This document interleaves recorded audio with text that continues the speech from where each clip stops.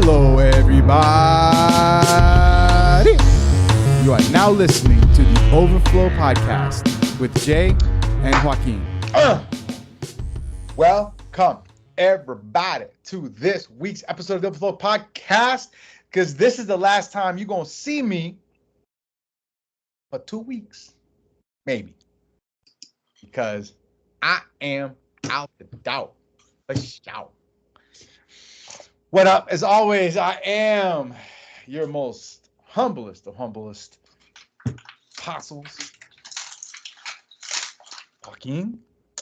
And with me is our rebel leader, Sapofino, pastor, bishop, preacher, teacher, 99 cent going out of business, Mark Anthony. So dumb. That's so dumb. Jae Jose Soto. What is good, man? What's good? When is it that you leave? I leave on Friday. I bet. So, I forgot to let me put on the earpieces. Bet. If you can't make it, I'll probably just record something with either by myself or with like Rasan or something. Yeah, invite somebody. I might be able to make it. We'll see. I got to look at that itinerary. I got to see where I'm at next week on like Tuesday and Wednesday. I think one of those days I'm in a city where like I have the whole day. So that later that evening I could jump on for a few minutes. Yeah, that'd be dope. So we'll figure that out. But what up, man? How has your week been so far? Full of controversy. Yeah, you know it. Controversy, drama. Yeah, I'm not even talking about it. I'll just say we're gonna talk about it. No, we ain't gonna talk some about other time.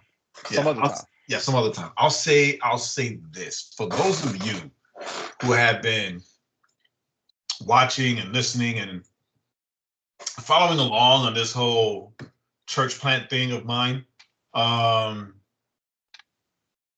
need you to recognize, I need you to know one thing that they won't tell you in seminary, they won't tell you in whatever church planting cohort that you'll be a part of, unless you're going fully independent.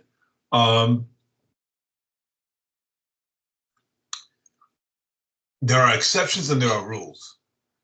Right.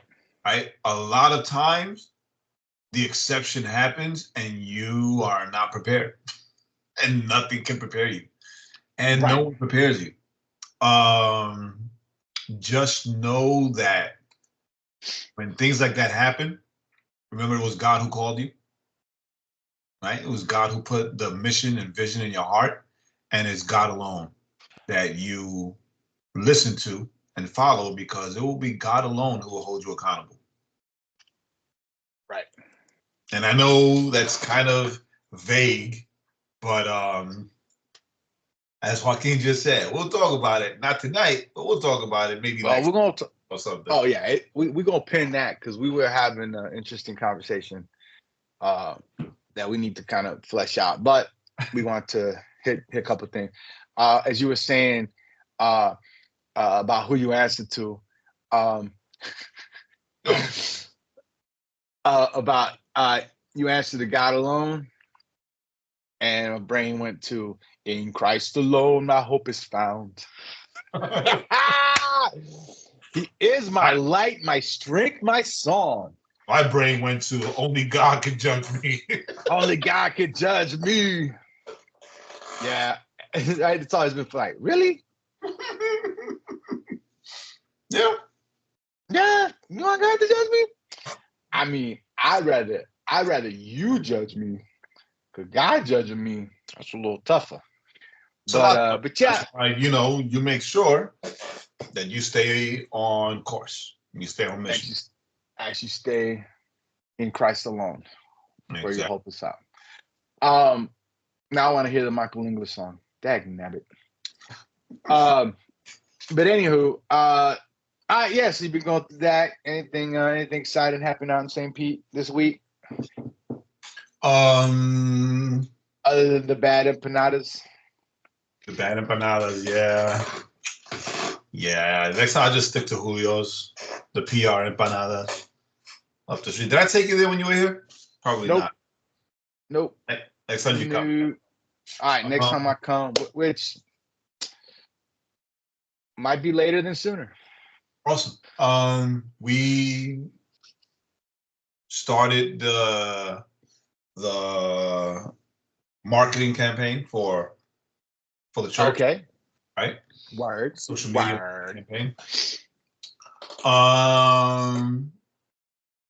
We have a worship night, May 18th, the Saturday before Pentecost. Saturday before Pentecost. All right. We have some artists in the Spanish Christian music circle by the name of Imer Xavier, and Nación Real. One solo artist, one group. They're going to come together and help us out with worship. In English, Spanish, or both?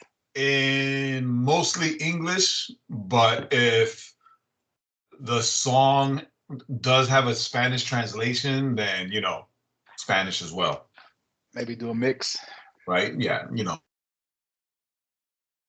version of the song, then yes, both. I don't know what just happened there, but yeah, sure. That'll be the that when they do the Spanish part, that'll be the speaking in tongues part of the service. Right. Yeah. So I'm looking forward to that.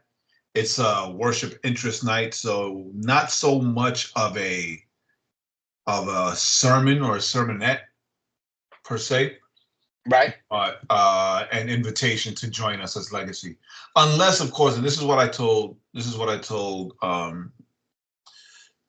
the wife that and the team, that if we do see that someone showed up who doesn't know the Lord or was invited and they don't know the Lord, then yes, like a quick gospel message will be delivered.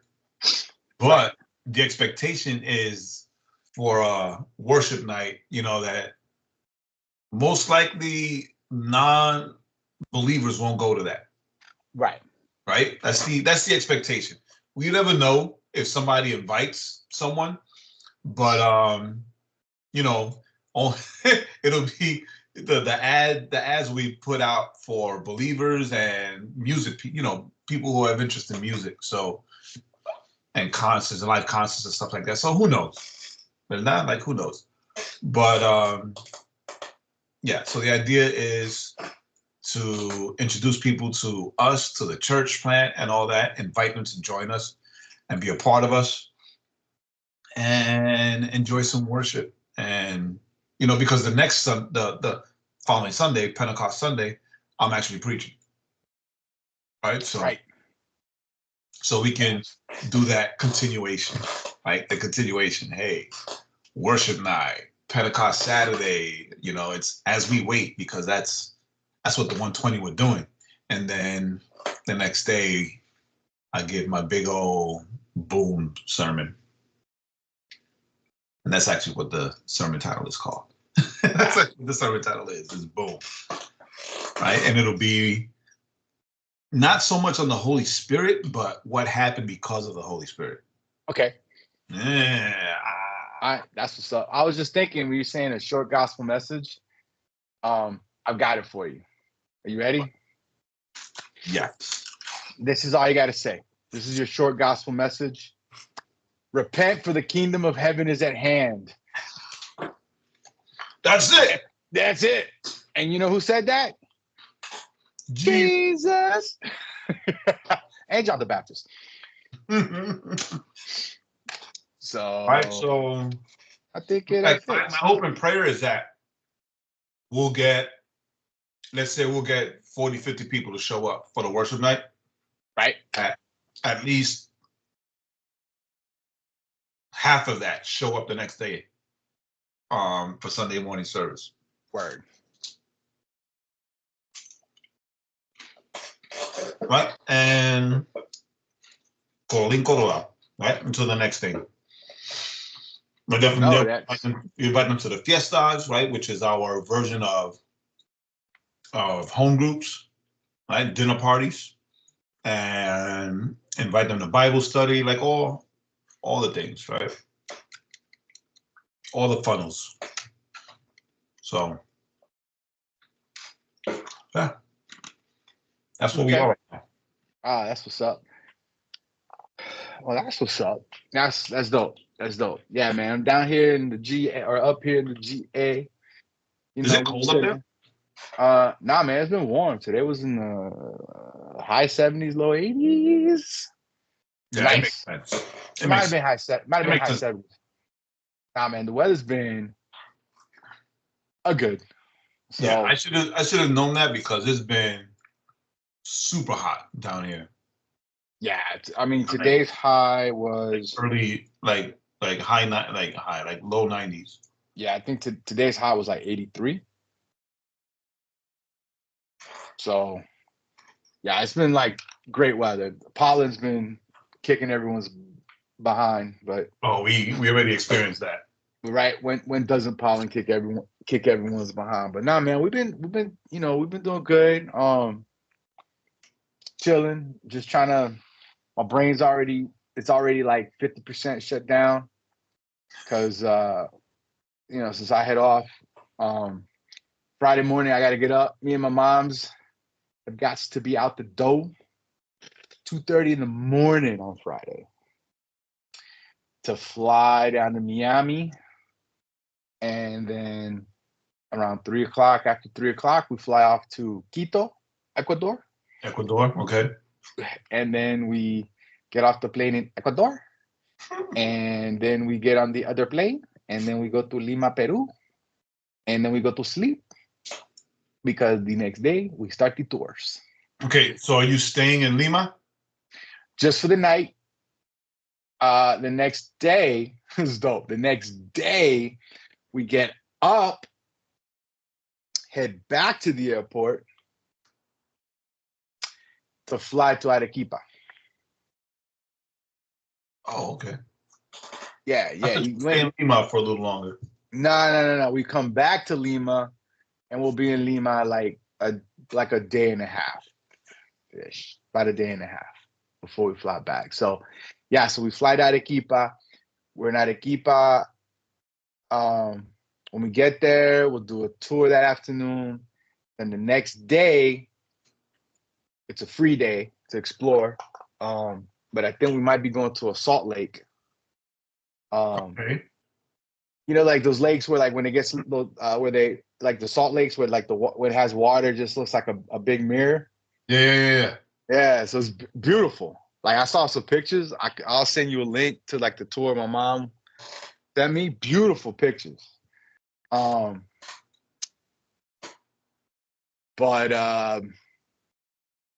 yeah, so we might do I that. just remembered something. Go ahead.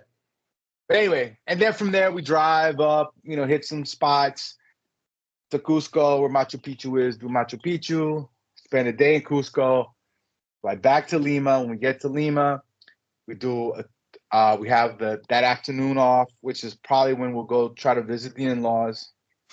Oh, okay. That's dope.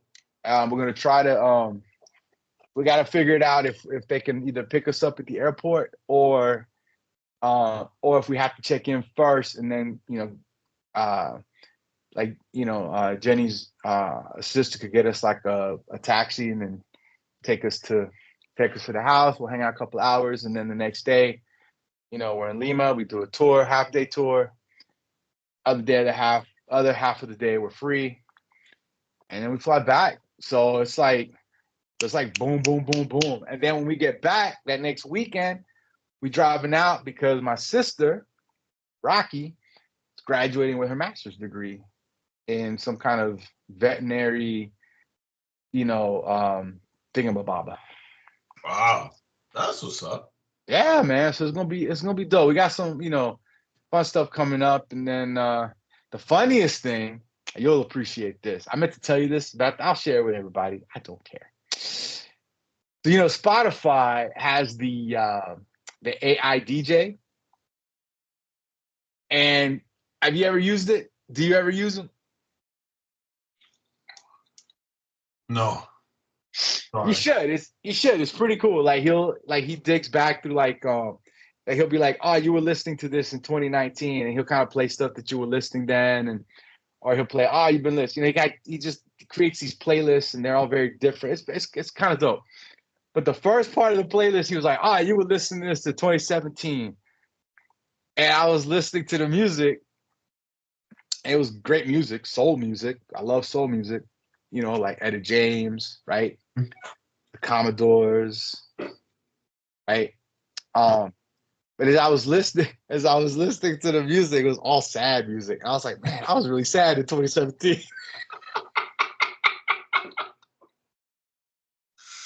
Oh my God. I was really sad and lonely. I was really sad and lonely in 2017. I was like, good music, but man, it was like all sad music. It's so sad and depressing. Oh my goodness, 2017 was a sad, depressing year for Joaquin. But other than that, man, yeah, man, that's what we got going on. What you think? What you got? What popped into your head? Oh, Saturday we had dinner with the neighbors. This side of the house, the big house. The Asian neighbors? Yes. And it was dope. It was dope. It was good, a good time of connection. The husband is Chinese born, but they escaped to Vietnam. Oh, okay. Right. And then, well, the parents did, right? And then that was during the time of the war. So they escaped again and made it here as refugees.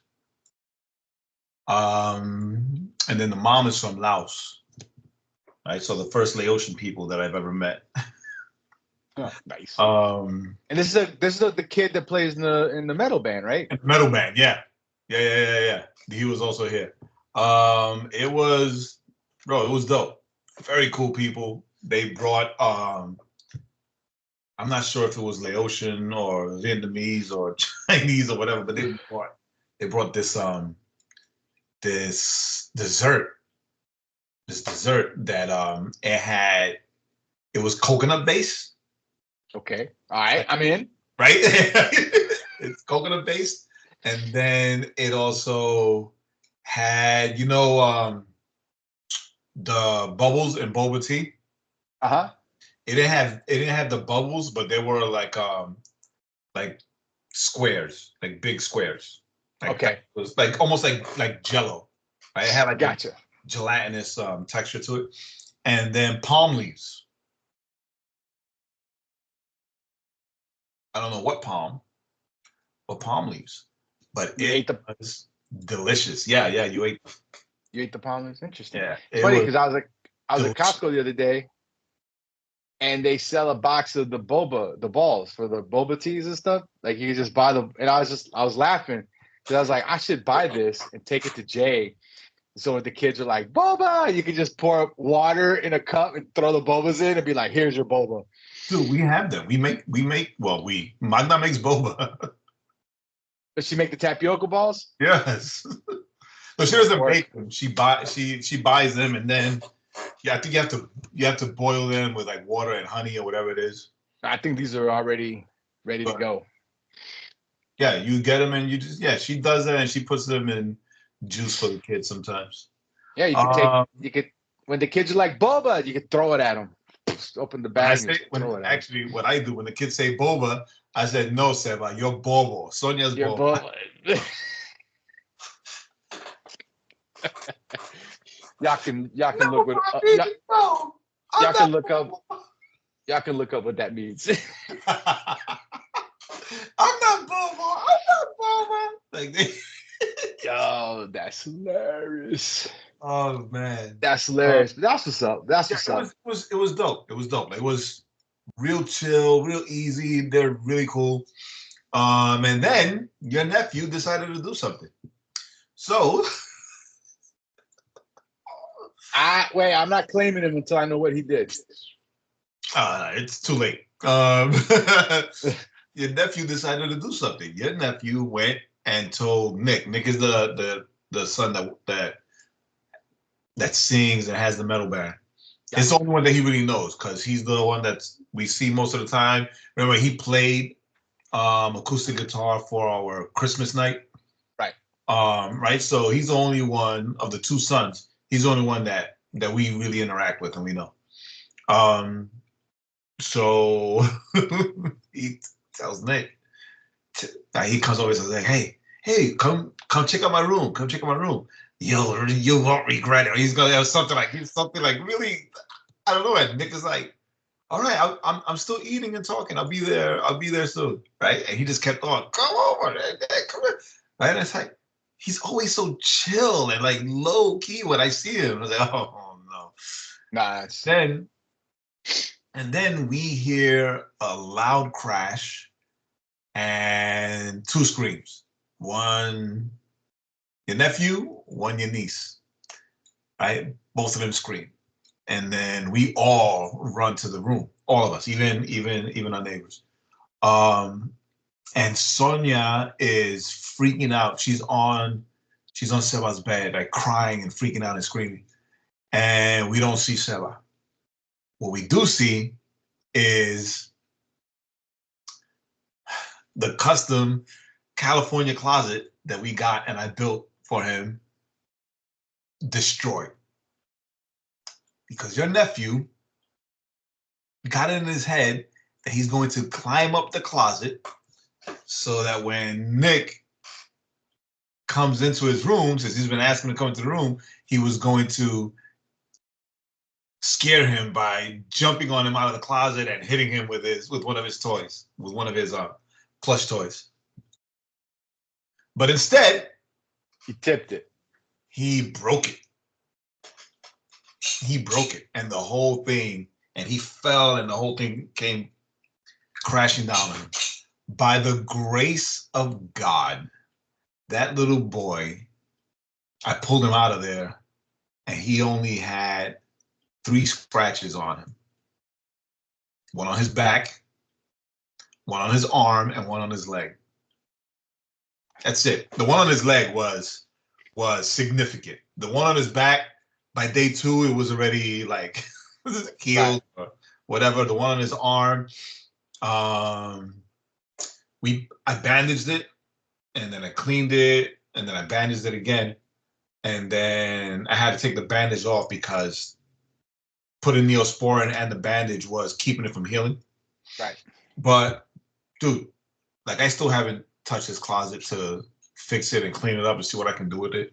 Everything's still on the floor, but it's a California closet, so it's wood. It's all wood and metal. It's just, and he was under it. Like that's the thing. Like I don't know where he was. That way he climbed up to. So it collapsed like an earthquake. Very appropriate that the California closet would collapse on top of him. Oh, 3 scratches, bro. 3 scratches. Telling people that he got into a fight with a coyote. Because of course, your nephew will find the fun in everything. Well, you know, he could say he fought an alligator. He said he got into a fight with a coyote. And now he's telling people that he got into a fight with his closet, and his closet won. So that means I got to call you tomorrow after work so I can talk to the kids and be like, hey, Seba, I heard a little story. Bro. So, you know, I'm calling tomorrow because I'm gonna be like, hey, Seba. That's hilarious. Of course. I'm gonna make fun of him. I got to make fun of him, no doubt. Yeah. I mean, he's a little kid, and that's why you should make fun of him. Yeah, man. Now, a buddy of mine, one of my gym buddies, his wife had their first kid. And this kid has more hair than I do, right? Most people have more hair than I do. The baby's hair is like standing up, and it's like looks like it's got frosted tips. He looks like a boy band member from like the 90s. Yo, so I have a confession. Uh-oh. Those of you that are watching, you can see that I got a new haircut. Yeah, kid. tested a new barber today. He gave me a nice fade, lined up my beard real nice and clean. But right. he didn't give me the haircut. He didn't give me. He didn't exactly give me the haircut that I asked for. But that's okay. When I go for the touch up, I'll have him fix it. Yeah, you look like you stepped out of a '90s magazine with that hair, bruh. That's what it is. I'm looking at you going, there's just, I can't place. There's just something. There's something about him that's kind of off. Yeah, it's actually higher. In the '90s, it would have been like a mid fade and almost like a puffed out blowout, which is what he wanted to do, which is what he thought I was asking for. I'm like, no. I had that in middle school and high school. I'm not doing that right now. I'm too old. I'm a high fade. I need an uptown. He was like, uptown, a high fade. I was like, oh, okay. I'm not in New York. Anyway. That's hilarious. I forgot where I was going with that. I don't know. I forgot what I was going with that. Okay. Must have been a lie. Last week it was you. This week is me. Yo, our age is betraying us. We're being betrayed by our age, bruh. But anywho, I just sent you a picture on your phone. Aw. Get cute. Get cute, right? But you see like his hair looks like he got little frosted tips. In that news, remember my older brother also just had a baby. His wife. That's right, Joe. Jose. The other Jose. Right. Jose number 3. Jose number 2, actually. There you go. I just sent you a picture. Oh, wait a minute. Why that baby look Asian? Oh, wow. It's a little girl, right? Yeah. Oh, wow. That's what's up. Only Babies everywhere. These people having babies. Like, leave me alone. Stay away from me. Get away from me. I don't want nothing to do with no babies. Word up. Nothing to do with no babies. No. Listen, man, I'm cool with y'all's babies. I'm cool with y'all's baby. I like going to the house and giving your kids cookies and donuts and having Magda all mad at me because I'm pumping them full of sugar and then go, that's not my problem. Peace. But let's go ahead and so we're gonna kind of give our thoughts on a topic that's been. I thought I sent you. Hold on. Before we do that. What happened? Before we do that, a bit of Superman news. The rumor is that James Gunn has found his Pa Kent. Yes, I saw that. I don't know who that dude is.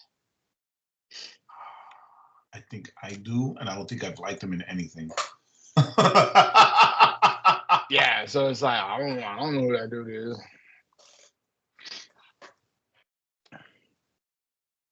Don't know. Yeah, I saw that you sent that, and I was like, oh, okay. And I'm looking at him like, am I supposed to know him?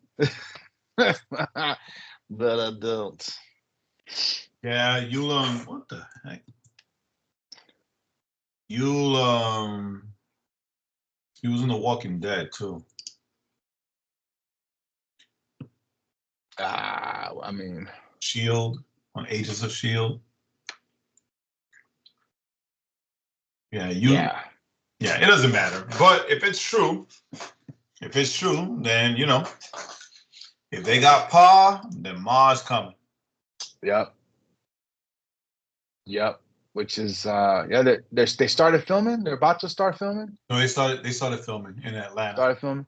They started filming in Atlanta. They filmed in one of the Scandinavian countries for the Fortress of Solitude. Yeah, for Fortress. And Yeah, it's exciting. Yo, it is. I heard that. I was told that Stallone was in Gainesville. Oh, he was in Justified as well. Was he? Yeah, that he was in Gainesville filming, and I'm wondering if it's for his Tulsa Yeah, I was going to ask. show, because that was a really dope show. Huh? Have you watched that show? Yeah, it's good. It is. It's good. It's like, I hate that. you know, right? It's, I mean, because it shouldn't work, right? For those who don't know, his show Tulsa on Paramount is basically he's a made man, right? He's in the mafia. He gets out of prison, and they kind of ship him off to Tulsa, like to just put him to the side. Yeah, just get rid of him. And they're like, yeah, start a wing of the organization out here. You got to kick us, our cut. But it's kind of like just to get rid of him. And he goes down there and he just starts making moves, but it's hilarious because he's very obviously not from there, right? Yeah, and then the crew, like he's making moves on the and trying to figure out how to figured out how to illegalize legal weed. Right? Like, what you mean? Yeah. Wait, you got weed? What? Okay, so yeah, it was good. It's good. And then of course, he puts together his crew. Not one New Yorker in the midst of them. Well, there was one at the kind of near the middle. Yeah, there was one. But yeah, man, it's good. It's a good show if you haven't watched it. My glasses finally came in. Oh, you can't see them. Oh, Jay, that's right. Jay got glasses, 4 eyes, nerd. These are it's fitting that they disappear because these are the Miles Morales frames. Ah. From Warby Parker. I like him because Miles Morales, but then also they have this they look like gazelles. Remember the gazelles back in the day? Uh-huh. They kind of have like that look and that feel of gazelles. Yeah, I think the next glasses I get, I'm gonna get the Clark Kents, so that when I put them on, no one knows who I am. No one can recognize me. I take them off, like, hey, who's that? I already have those. I got the Clark Kents and now I got the Miles Morales. I'm gonna get the Batmans. I have to wear the cowl. You push the button on the side and the little package come up. My eyes go white. That would be dope. But hey, Batman. And I'd be like, how does he see through these things? Just bumping into stuff. I don't. Let's use that as a segue on what we're gonna discuss tonight. So tonight, this has been making the rounds. I mean, it's been all over the place. So of course, we got to give our 2 cents because our 2 cents is our 2 cents. That's just the way it is, and this is our show, and we do what we want. And we will do what we want. We have no one telling us what to say. So, why don't you set it up instead of me setting up this time? Why don't you? You need to set up because I wouldn't even know about this guy if not for you. Oh, was I the one that sent it to you? No. I think I sent it to you. I wouldn't know who he is if not for you. You wouldn't know who Mark Driscoll is? Uh-huh. All right, so there was this men's conference. You know what? When you do that, let me look up the church because. So there was this men's conference just the other day. And it's a mega church. This is a conference that they put out every year. And man, I can't believe I don't have the name of the church right in front of me. James River Church. That's where I am. James River Church. So James River Church has this men's conference. John and Debbie Lindell. John Lindell. So to kind of kick off, like most things nowadays when it comes to conferences, right? There's got to be like a big mega event, right? So apparently they had like boxing, they had monster trucks, which I'm okay with because I mean, they're monster trucks. But then where the controversy, that wasn't the controversy. Where the controversy hit is that they had a performer that does sword swallowing. So like you've seen these like in the circus, Cirque du Soleil probably has them in one of their shows. But sword swallow, big sword, they swallow the sword, they pull it out, and they go about their way. Well, so the big controversy though, right, is that the dude that they hired this dude to come do that. When he starts, he rips off his shirt. He does the sword swallowing bit. Then he climbs up a pole. He hangs upside down, slides down the pole upside down, stopping right before he hits the ground and ends up completely impaling himself. That was it. That's what he did. It was a very short performance. It was just because it's kind of weird. Like, why would you even bother, right? Was it short or was it edited? No, I think no, because the video that came out was from somebody that recorded it that was there. Like if you look, the video wasn't from the conference. It was from somebody attending the conference. So Pastor Mark Driscoll steps up and because he was about to give him his message. And before he starts, he's like, he's like, hey, he goes, my voice is hoarse. I've been up since 1. I've been praying for you guys. I'm praying for you men. And then he goes on to say that, the performance was, reminding, it was like what was interesting is I think a lot of people kind of missed is that right before he talked about it, and that's why I'm coming back. He says, I'm not saying this to rebuke anyone. Right.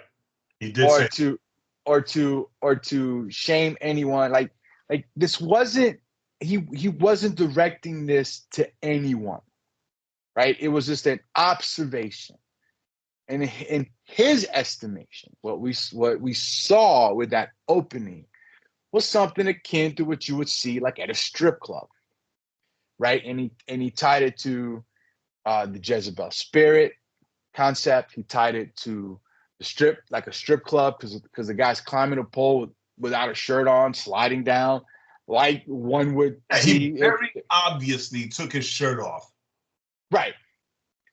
Right. Like very obviously took his shirt off. It was right. And it wasn't like if me and Jay did that and we'd have one of those T-shirts with the fake muscles over it. No, it wasn't that. So yeah, so as Mark kind of began to talk about how hey, this conference has been started with this kind of the Jezebel spirit is here, like this, because of this imagery, the pastor starts calling out. You're out of order. You're out of line. You need to stop, whatever. So Mark says, you know what? I accept it. I'll get off the stage. And he gets off the stage. Pastor Lindell walks up on stage and he starts talking about what was interesting. Well, he starts talking about, he shouldn't have done that. We talked for 30 minutes before the conference, before the start. He didn't mention anything. If he had something to say, he should have said it then. He had to approach this like Matthew 18. Is it Mark 18 or Matthew 18? Matthew 18, confront your brother in private and yada, yada, yada. So everybody was, but what was interesting is like people were just booing Lindell. Like they were like, boo. So what happened? So then they get off stage, Lindell, Driscoll have a conversation backstage. Then they both come out and they're having a conversation and Mark apologizes and he's like, yeah, maybe I shouldn't have said nothing. It was just my observation. Maybe I should have brought it up or something. Maybe I should have, if I hadn't talked to you about it before, maybe I shouldn't have said nothing. And so this is blown up. It's blown up all over the place. All over the place. Look at that. What are you talking about? Right, because it seems that people are landing kind of on a lot of people seem to be on Mark Driscoll's side. Now, some people say, well, if he had a problem with that, he should have had a problem with the monster truck thing that they did. You know, he should have had a problem. All of it was just selective outrage. You know, but that's where we're at. And so this is, you know, what this brings up in a lot of ways is just it brings up a lot of, you know, let's say for someone like in Jay's position, who is starting a church, and who's trying to figure out how to reach people, right? These are kind of things that are very instructive, right? You know, not that Jay will get a sword swallower to come and dance a performance. Never. But it doesn't have to be that controversial for us to do questionable things, or potentially questionable things, to try to attract people to come to the church, or to come to conference, or to come to services. So that's kind of, you know, where I sit right now at this moment is I think Pastor Mark was right in calling it out. I don't think he should have apologized because he wasn't directing this at this pastor. If there's a country boy I knew in college, you know, good old boy, good old redneck boy, Country boy. He was, when people would chirp, right? If something happened, you know, somebody made a comment and somebody got all worked up about it, started chirping about it, you know, he would say a shot dog hollers.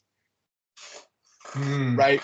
And it's like, wait a minute, why you got to defend yourself, and you just start, you know, you react when he himself said, I'm not rebuking anyone, I'm making an observation. I think that if you got to start chirping and Matthew 18, you didn't talk to me, I think maybe there's a part of you that while you were watching it was going, maybe this was a good idea. But that's just me. What say you, Jose? I agree with you on the fact that he should not have apologized, right? Because not only because he clarified that wasn't a rebuke to anyone or anything, right? And even if he was, these people use Matthew 18 out of context so much. Right. Anyway, even if he was talking to the pastor for 30 minutes, he didn't say that as a rebuke to the pastor, right? He didn't call the pastor out to rebuke him, which is interesting considering who Mark Driscoll is, right? Like, had we heard that that happened and Mark Driscoll got on stage and called out the pastor, it would not have surprised us. Right, especially 10 years ago, Mark Driscoll. Right. That's what I'm saying. Like, you know, but he didn't do that, and he was very clear in saying this isn't a rebuke. So, you know, it was an observation he saw, and maybe the who knows? Maybe the conversation was he's a sword swallower. He's like super fit, and he's at the peak of athleticism, right? And he wasn't told, oh, by the way, he's also a pole dancer. Right, he's climbing a pole and he's sliding down a pole. And sliding down poles, and who, as of 5 or 6 years ago, was stripping at gay clubs and straight clubs, women clubs and gay clubs, right? So, you know, maybe that part was conveniently left out. Omitted. Right? Conveniently omitted. And Mark just didn't know, and all of that caught him by surprise. I don't disagree with what Mark said. Right. And you and I had this conversation earlier, but what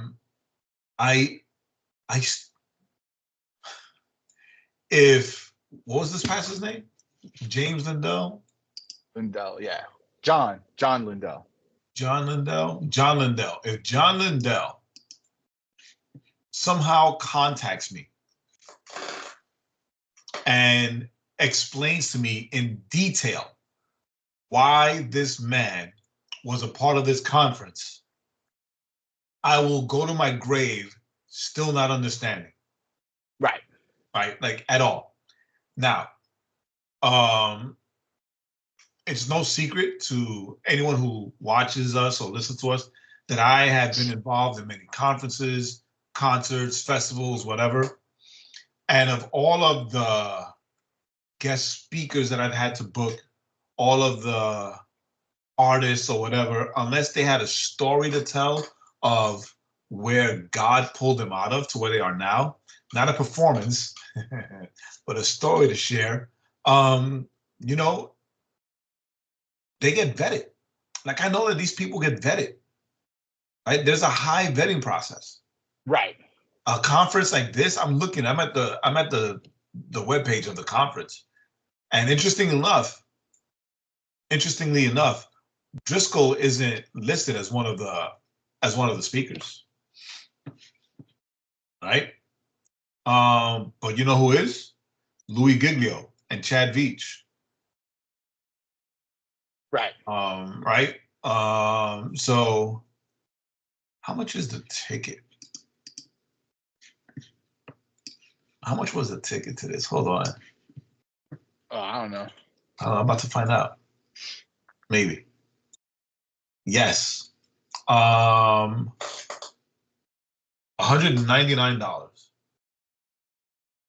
$199 on site and $119 if you do it online.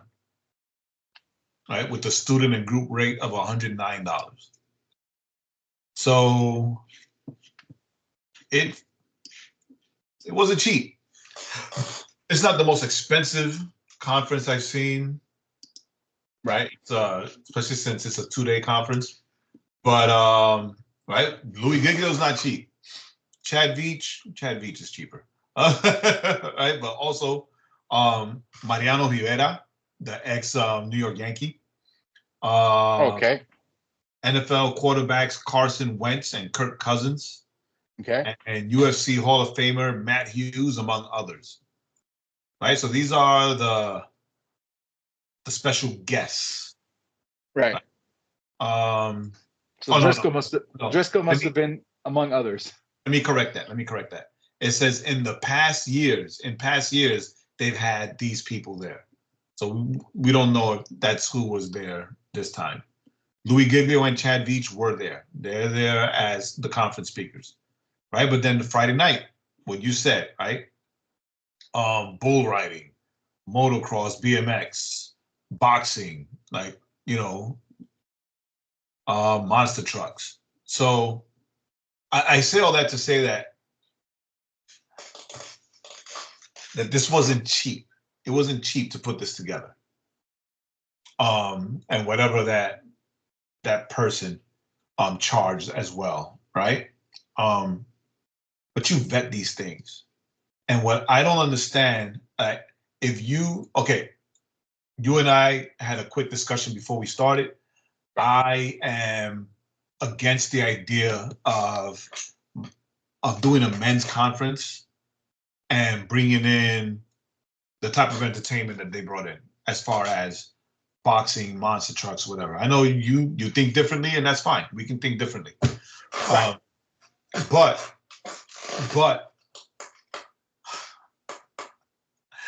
I don't know. I can't fathom to think of why they would bring in this current or ex-stripper. Maybe he's an ex-stripper. Who knows? But the act is still, as Mark said, very stripper adjacent. Right. Or, right? Or stripper-like. Or stripper-like, right? Because, let's say, oh, I'm not a stripper anymore, blah, blah, blah. There's, because I mean, you and I have seen videos of men that climb up poles and then they do these feats of strength where they are like hanging they're like parallel to the like earth. parallel to the earth, right? And they do this walking thing and they walk around the pole, like, and they're actually moving up or moving down. Like, we've seen that. That stuff is amazing. Right. But we've seen that with men with their clothes on. Right. Right? Fully dressed. Now, this man was not naked, but, and this is what throws me off. Right? This is what throws me off, because you mentioned Cirque du Soleil, and I know I mentioned that we were conversing before we started recording. But if it's Cirque du Soleil, right, then, and the guy has his shirt off, or he's in costume, right? It's part of this extravagant show, right? And Cirque puts on an extravagant show of like they do storytelling, right? So they take you somewhere from beginning to end, right? That's why I love watching Cirque, and I've only gotten to see them once, but still. And then, but this guy, like, this was like a Christian men's conference to, what is it called? Men of Strength? Stronger Men's Conference, right? And the tagline is Stronger Men's Conference. Hold on. Miles Morales time. Empowering men to rise up bold and courageous, standing strong and determined to live out God's purpose for their lives. What the hell does this man taking off his shirt and flexing his muscles and bare-chested and climbing up a stripper pole and sliding down upside down and swallowing a sword, not at the same time? What the hell does that have to do with any of this I just read? Right. So the thing is, when I think of living out God's purpose for my life, I don't think of stripping half naked in a room full of men and sliding up and down a pole or swallowing a sword. That is not the thing, the image that comes to mind when I want to live God's purpose in my life.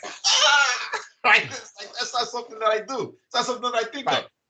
Right. So the thing is, right, for me, because like, a couple of things, like, you know, the motorbike stuff, the monster truck stuff, you know what? That's to get, get eyeballs. Those are cool things to watch guys jumping motorcycles and racing. And they did say that it was entertainment, right? It was entertainment. Right. So at least they said that it was entertainment. Right, which is fine, right? It's okay. I think that's fine. It's okay. The problem is that that makes sense, right? If you invite your friend, like you invite your neighbor, and you're like, you know what? Hey, we got this men's conference. It's it's gonna be dope. Like, they got these monster trucks. They got these guys doing like acrobatics on bikes and stuff. Oh, okay, that sounds cool. I'll go see that. And then after all of that, you have this performance that there's no narrative, anything that's tied to it. Now your friend's looking at you like, yo, that was weird. What kind of conference is this? What kind of conference is this? Like, because I remember, listen, you know what my first thought was? My first thought was the power team not available? Do you remember them dudes?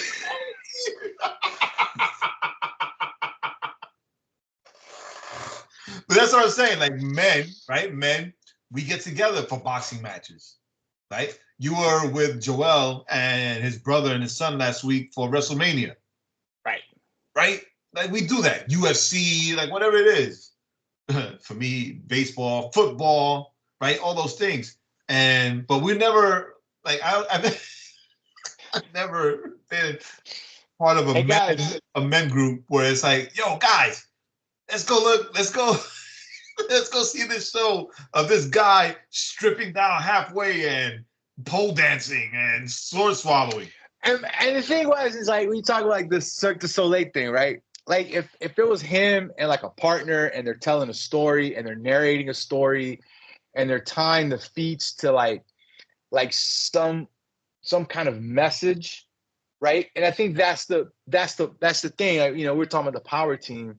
For those that don't know, back in the 80s, probably early 90s, maybe even through the maybe the 2000s. I don't know if they're still around, but these were guys that were like rip phone books in half. They would break baseball bats. They would get chains tied to them, and they'd break the chains. They were like big old burly power lifters.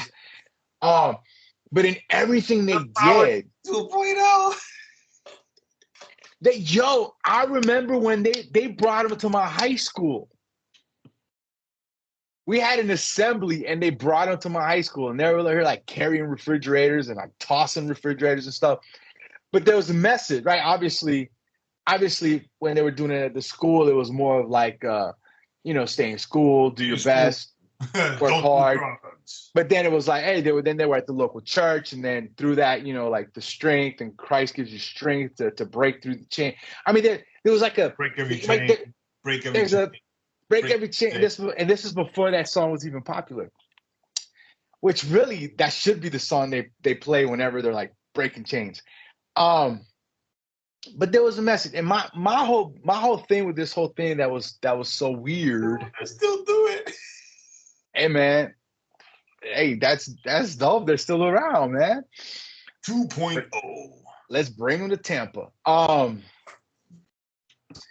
It's like so first of all you have the visual, and then what's interesting is that when Mark Driscoll, Pastor Mark, calls it out, I thought that for me what's kind of interesting is that he calls it out, and the pastor of this church, like he was offended way too fast.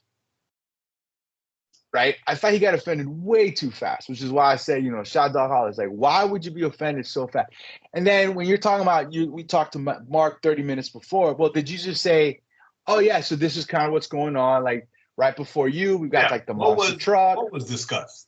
Then we have this guy who's like a sword swallower. It's kind of cool. He's gonna do like some tricks. Oh, okay, that's okay. I mean, not for me, but okay, that's what you want to do, right? I mean, that's what you would say. You'd be like, oh, okay, all right, just let me know when I need to step out, right? Just let me know when it is that I need to step out, do your thing. But I think that what we're missing, I think a lot of times, I think number one is that when we as believers, when we see something that's not right and it doesn't sit right, we need to be bold enough to call it out, right? We need to be bold enough to ask questions. We need to be bold enough to go, wait a minute, stop. Why is this being done? What is, not to get too Pentecostal about it, but what is the spirit behind this, right? Why? I mean, why are we doing? I just said that's my little dig. Get Pentecostal. Sometimes right? We need to get a little more Pentecostal. A little Pentecostal. Right, but why do this? And then I think to your point, if we're trying to encourage men, then to be more in stepping into their leadership roles and doing these things, how is it that what it is that we're using as entertainment, shouldn't that match what it is we're trying to draw our men into? So, hey, we want you guys ready. The boxing thing is great, right? Because as men, we have spiritual battles, right? We're boxing, with the flesh. You can make those kind of connections. And I think that the thing is if you're doing these, I remember Promise Keepers back in the day, Promise Keepers are back too. In the mid to late 90s, right? I'm talking about when they were huge. I'm talking about when everybody was going there. What did they do? They back also. Right? They had music, they had artists come in. I remember the one I went to in Atlanta had Reggie White speak. Right, Reggie White, great NFL player.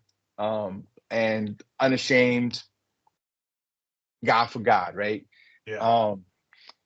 So they brought these things in that appeal to men. That's the whole point. Because Yes. you're talking to men, so you're going to bring in these things that are going to appeal to men. Men want to hear, right? Jay's gonna laugh, but like men want to hear Hulk Hogan talk about his coming to the Lord.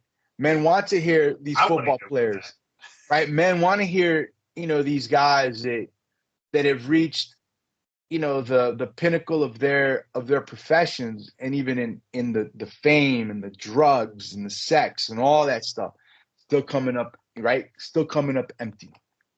Yeah. That's what we need to do. And I think Mark's calling it out. More than anything, I hope what it does is that it points us to going, when we're doing these things, what is the spirit that we're really bringing into this? Right? Jay always says, and we've talked before where, sometimes when it comes to church, just normal, regular church services, we bring in things of the world into the service, right? And we're like, well, why are we bringing these things of the world in when we're supposed to be preaching that we need to be renewed in our minds from the things of the world? Right. I think, and this is, and this is where the whole church planting thing comes in for me, right? Because you and I, we grew up different as far as church is concerned, right? You grew up Southern Baptist, and I grew up legalist Pentecostal.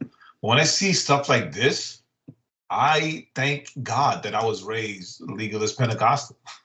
Right. Right? Because this is why okay, I'm gonna say something that's double-edged. This is why most churches now here are either empty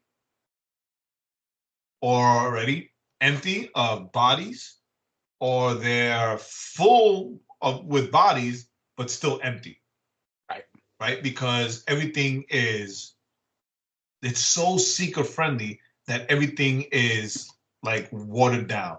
Everything is light and fluffy. Like it's the sponge cake version of church. Right? And this is where I am. This is where I am. This is why I say, like, if we were to do a legacy men's conference, I wouldn't want to do any of that nonsense. I wouldn't want to bring in boxing, what is it, monster trucks, or whatever that nonsense is. I would rather coming then. I would rather find Hulk Hogan, who, from my understanding, lives like 20 minutes away from me, right? And have him come in as a speaker, right? Because he's a man of influence who had all these things at arm's length, but he gave it all to the Lord, gave his life to the Lord. His wife his wife also gave her life. He gave her to the Lord. Here you go, take her. Sacrificed her, right? They got baptized like not too far away from here, right? I would rather do that, right? Bring in pastors or speakers that can speak influence and life to men that need help with direction. Bring in a woman who maybe whose marriage was falling apart, right? And she and her husband did certain changes and gave their marriage to the Lord and worked for the Lord together to bring their marriage back. Like something that is life-giving, not something that's entertaining, because we don't need to spend $200 for a men's conference to see monster trucks, right? Because monster trucks are still to this day the cheapest form of entertainment that you can go watch. Oh, they're so cool. But that's the thing. I'm not saying that they're not cool. I'm not saying that they're not cool. But when the monster trucks advertise they're gonna be this Saturday, right? It's like $20. $20 to go see some monster trucks. Right? Awesome. Go. Take your son with you. Yeah, but you go see monster trucks with your son, and then you get a great message. I mean, that's I'm just saying. But here's the thing. But that's also the danger, right? Of the mega church, and it seems like the mega church, to stay a mega church, has to keep bumping up the ante, right? They got to entertain because they got to keep the people coming. Because people entertained. if they're not, it's like that story I said, right? Of the youth pastor that was averaging 400 kids a Wednesday, 400 kids, 400 or 500 kids every Wednesday. And he was like, man, we had games, we had contests, we had giveaways. He goes, every month, he goes, my I think it was his brother, or brother-in-law, like owned a used car lot. And he was like, yeah, he would give us a car, and every month. Cars, yeah, I remember you told me. Right? Every month we're giving away a car, and all these kids are coming. And here's the thing, the moment he got serious about Jesus, right? And I say the moment he got serious about Jesus because it's the moment when Jesus, right, when God convicted him at a youth conference, and God convicted him. He goes from 400 to 35 because now he's trying to turn out kids that love the Lord. And I think that that's the fear. I think that that's probably a prevailing fear in a lot of these huge, large churches, is that if we get serious, right, what happens to our membership? Because we're so driven by numbers. I mean, I'm not saying all, but I think that's a fair question to ask. If you do these conferences and you're always kind of upping the ante on the kind of stuff that you have, what does that say about about your confidence, right? And what it is that you're giving. Yeah, and then what is it that that people are every time I laugh like that, something's coming. Are people actually meeting Jesus at these things? Right? Right. Or are they solely being entertained? Right. Right. And then is the entertainment you're bringing worth any substance? Because this is the thing. This is the thing that pastors tend to forget, and this is the thing that is a burden on my neck, and I am grateful that it's there.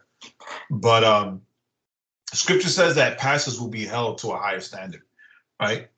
And I think either the pastors didn't read that verse, or they don't take it seriously or they don't take it seriously anymore. Maybe they did at some time, right? Just to give them all the benefit of the doubt. Maybe they did at some time. And the more they grew and the more their influence grew, the less the lighter that burden became. Right? The lighter that burden became, right? And perhaps they didn't surround, or they distanced themselves from the voices that checked them. Right. Whenever they did things that were out of line, right. Is it much or too far, right? Right. It's the well, we're doing all this for the Lord. Right? We're doing this for the Lord. And yes, that's great. However, that can also be a crutch for whether willingly or unwittingly allowing things to creep in that ultimately will end up, right, not being for the Lord. Right. It's like, me and Jay have talked about worship and stuff, and I'm always telling Jay, yeah, man, as long as you get the one guy that can play the piano or the guitar, that's it. That's all you need. You're good to go until you can build your team. And Jay's like, yeah, but we need. I'll get a couple. And I was like, none of that matters, right? All you need is one guy that and I always say this. Jay understands when I say this, and hopefully you understand. It's because I had a buddy who's a worship guy now. He's a worship pastor at a small church. But he would come and play for my youth, or he would come and play for my dad's church, and his it would just be him and his guitar, and he would always say, "I'm going to worship, and I invite you to join me." in worshiping God. Right? I'm not leading you in worship. I'm going to worship, and I invite you to join me in worship. And so those are the kind of things that as we go through church, as Jay is putting his church together, right? Jay has the burden, right, of the decisions that he makes are going to end up being reflected upon him when he meets God face to face. Why did you do this? Why did you do that? So when people, right? So when people, tell Jay, oh, Jay, you should do this or you should do that, right? His internal voice is like, how does this ultimately, right, work to the glory and honor of God? Are we doing this for whatever, just because it's something we should do, or are we doing this because it's going to actually be something that down the line produces fruit? And it's like this, right? This Friday, KB's tour hits Orlando. Right? This Friday hits Orlando. On that tour, beside it being KB, is also What Up RG, right? Who's the kid brother. DJ Michael, who is one of my spiritual children. And No Big Deal, right? So very easy, very easy. Actually, Michael already hit me up about going there on Friday. I'm like, bro, if I go, it's not to go to the concert, but just to hang out with you guys, right? During the day. You'll be here early. I know the whole routine, but I'll go, we'll have lunch, we'll hang out, whatever, right? It'll be super dope to see you. Right.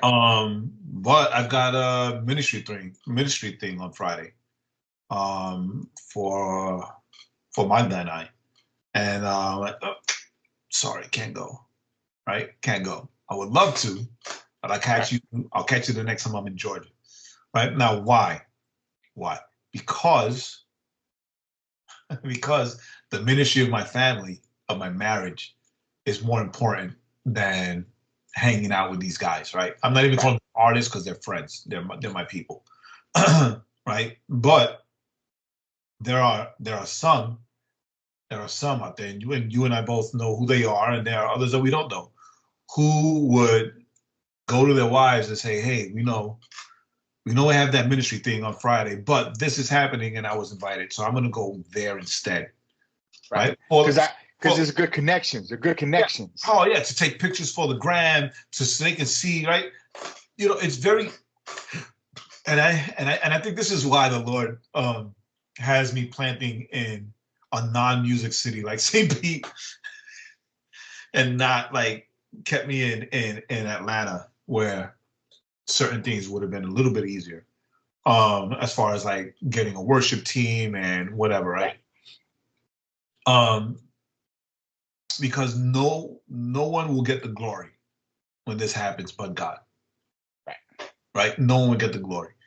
Now, I have called on friends that are in the industry that are worshipers to help, but it's without any boasting or flexing, right? It's just because I know that their heart is about ministry, right? Their heart is about ministry and about doing the work of the kingdom for the glory of God.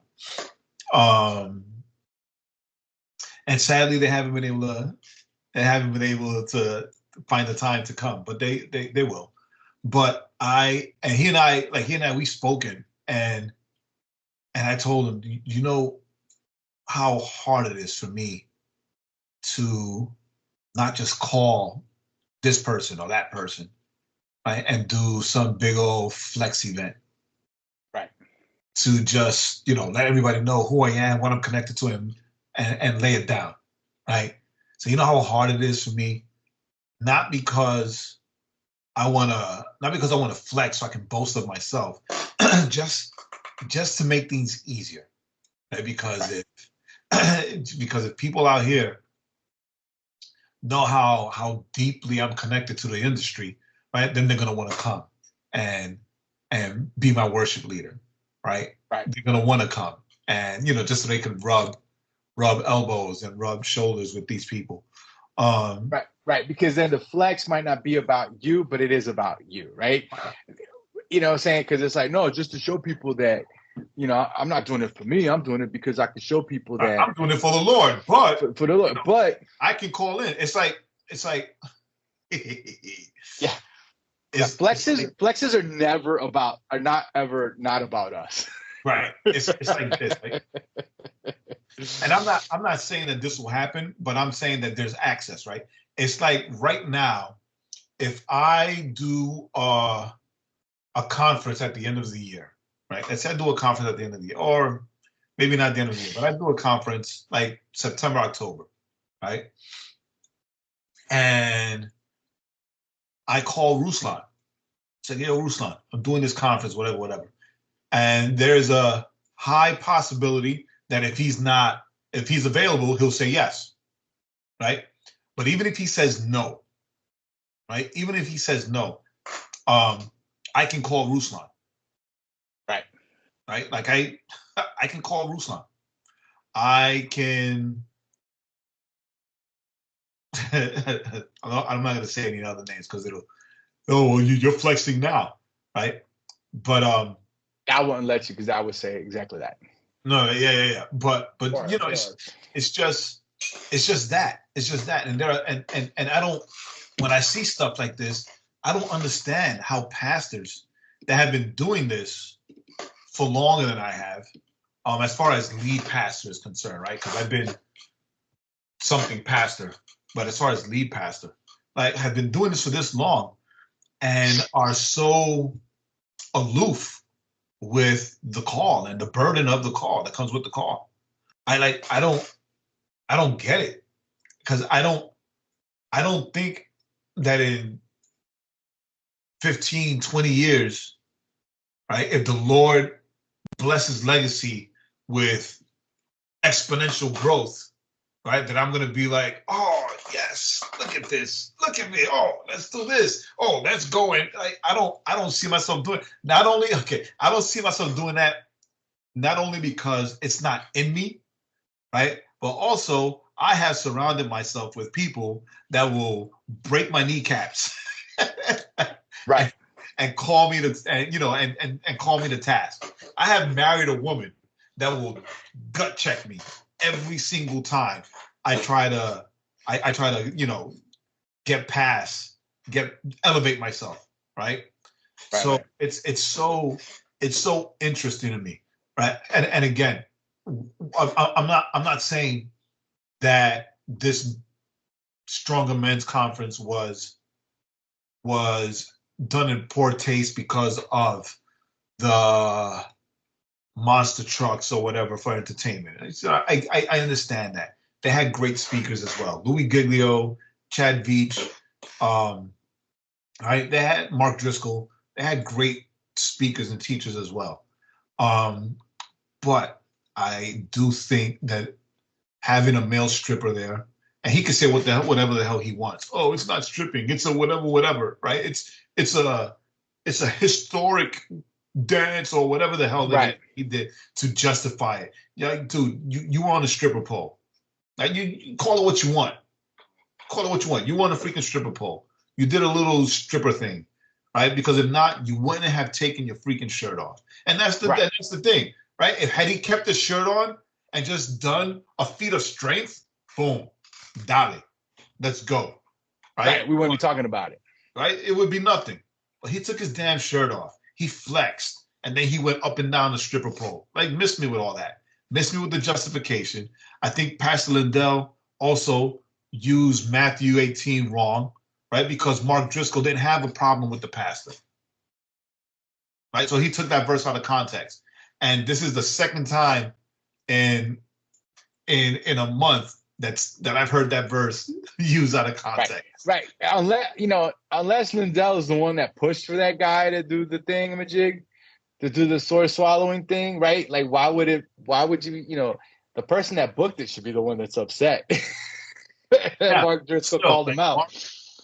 Mark Driscoll did not say, we need to repent. Pastor Lindell, you need to repent because you just had a stripper on stage and up a pole, right? He didn't come out and attack the pastor or go or say anything against the pastor.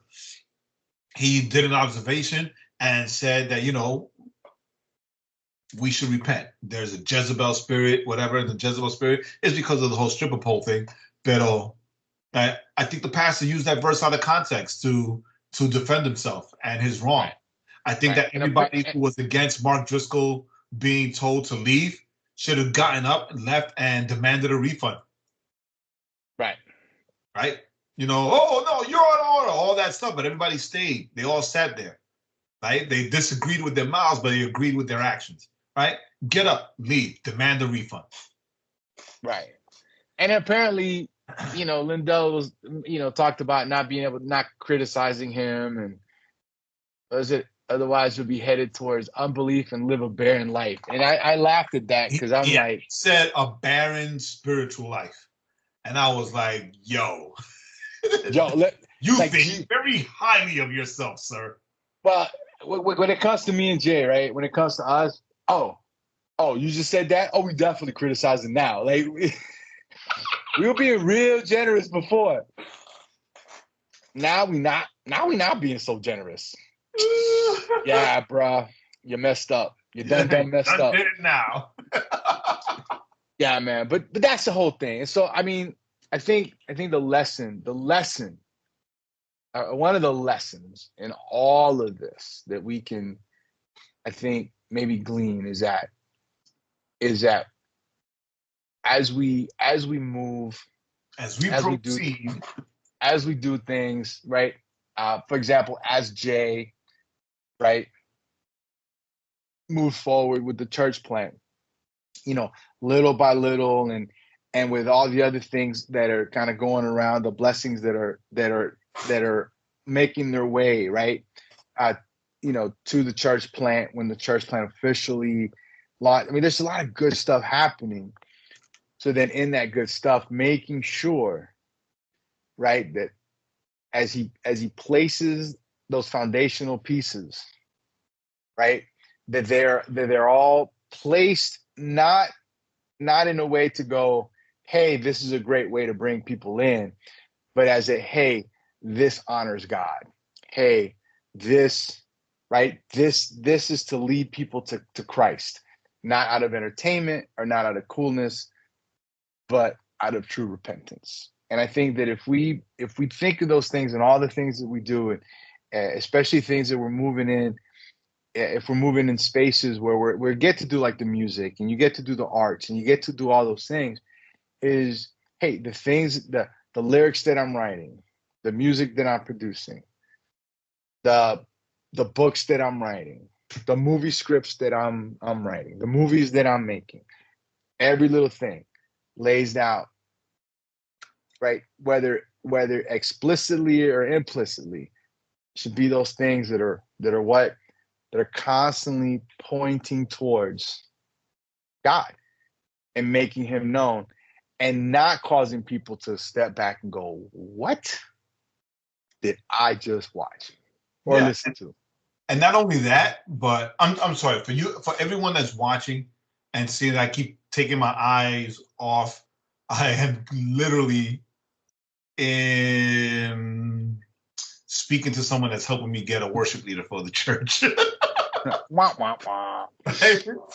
Right. So we're having this conversation and I'm asking these questions, the same questions and the same things that we're talking about. I'm asking these questions. So yeah, that's what's going on. I don't want you to think that I'm just like not caring or not paying attention. But also, there's also the risk of having people love what they see, right, and connect to the show and fill the pews, but still not know Jesus. Right. And they'll go to the church and they'll learn the songs and they'll do the things, but they still not know Jesus and still not have a personal encounter with the Holy Spirit. Right. And these are the people who Scripture speaks about when they say, Lord, I led so many, I did all the things and I led so many people to you, right? And Jesus would look at them and say, peace out because I never knew you, right? Because they get so busy and they get so caught up in the busyness of the things that there's no personal relationship and no one-on-one, because they never met Jesus, because they were pulled in by the entertainment and all the seeker-friendly stuff, right? So it's all a surface relationship. And I'll say it again, it's the sponge cake version of church, of Christianity. And there's, they're drinking milk their whole lives and never getting any deeper. And for me, that's sadder than someone coming in and say, what the hell did I just see, right? I would rather that, because then they'll dig deeper and they'll question and they'll try to figure out what the hell it was that they just saw, rather than someone say, oh, this is awesome. I'm going to stay here. I'm going to be a part of this because look at what they do, right? It's like rock concert churches, right? Like a certain church in Georgia, whose name I will not mention, but I remember when I worked for the Mexican embassy, and I saw this lady wearing a T-shirt from that church, right? And I was like, oh, that church is near my house. And she asked me, have you been? I said, yeah, I went one Sunday. She said, oh man, you should come back. I love it. It's like a rock concert every week. And I was like, really? What about the pastor? Right? Do you like the way he preaches? I said, oh yeah, that's cool. But the music is amazing. I just like, I wanted to say, and that's why I'll never go back. Right. And that's the thing. I mean, there's something to be said. Maybe something we can touch on again later. Is the reverence. We'll bring another pastors. The reverence for. Yeah, I sent Jay. I don't know, Jay. I don't know if you watched it. If you haven't, you should. This girl talking about how she went to a church, evangelical church. Yeah, I did see it. And she talked about how she walked away going, okay, and like there was no weight, right, to the music. There was like right, the way I interpret it is like she said, like there was no weight. I went and there was no weight. But when I went to the I think she's a Catholic church. She said Catholic. Right, how they revered scripture, how the music pointed to God, the music revered God, like. The actions that they did was all out of this. I don't know what music he was talking about when it's the Catholic Church, but sure. There's some Catholic churches that they've moderned up their sound. Did I show you this? Oh, this is my glasses cleaning cloth. Oh, wah. Sidebar. But the point is, right? Regardless of whether we connect, but the point is she was able to connect to God in a deeper way because there was a reverence there. Right. And I think that when we see things like this, like what happened at this conference, you go, where's the reverence? Where's the reverence? Right? Where's the reverence? Where's the reverence? You can say that we do things? About a lot of things, right? So a lot of questions, a lot of things for us to keep. We're gonna keep going down these trails and try to figure this out, because we got a guy starting a church with Jay, right?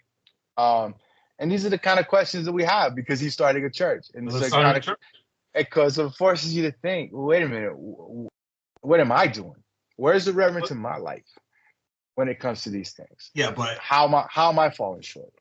It's not even a thing whether or not I was starting a church, we would still have these conversations. True. Right? Because there's over 50 years worth of ministry between the both of us. True. But to me, there's a little more weight, a little weightiness to it, right? Because you're starting a church. Right? Yeah, because it all it all plays in how you're navigating things as we talk about these things. Yeah, 100%. 100%. So that's it, man. I'm done. I got nothing else. What you got? You done? I'm done. All right. So, hey, thanks for joining us. Thanks for hanging out with us. As always. You need to go on. I'm sorry. Go on Instagram and and follow Hey Preachers. Preachas. Oh, okay. Check out who it is. It's called Hey Preaches. Hey, yeah. HeyPreachas.